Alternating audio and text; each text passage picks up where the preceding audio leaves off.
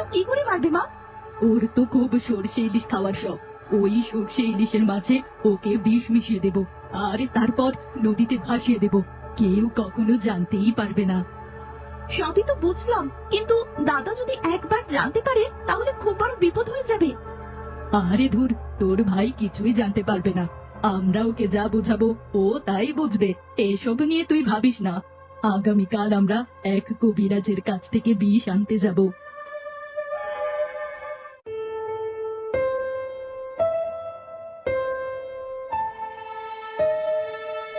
কিরে, মা আর মেয়ে মিলে এত সকাল সকাল? তো আমি নিজেকে শেষ করতে চাইনি, বরং ভাগ্যই আমাকে শেষ করে দিয়েছে।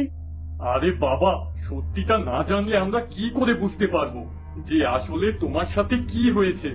আমাদেরকে সত্যিটা খুলে বলো। আমাদের তুমি নিজের দাদা বৌদি ভাবতে পারো। কি হবে এই পোড়া কপালের কথা শুনে? ঠিক আছে, জানতে যখন চাইছো তাহলে তোমাদের খুলেই বলি।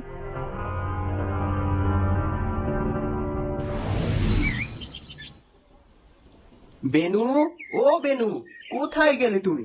এদিকে এসো, দেখো তোমার জন্য কি এনেছি। আজ এত সকাল সকাল বাড়ি ফিরলে? এমনিতে তো সন্ধ্যার আগে একেবারে ফিরতেই চাও না। আরে শোনো শোনো,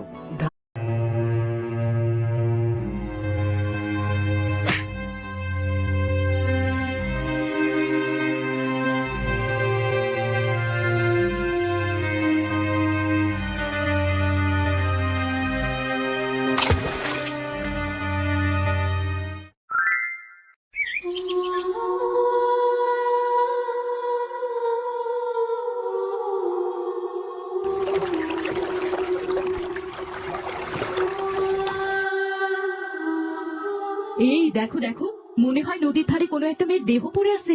একবার কাছে গিয়ে দেখে আসি। না না, এসব বাজে ঝামেলায় জড়ানোর কোনো দরকার নেই।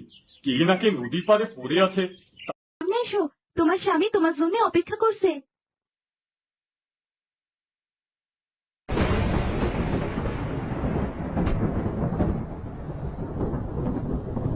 বেনু, ও বেনু, কোথায় চলে গিয়েছিলে তুমি?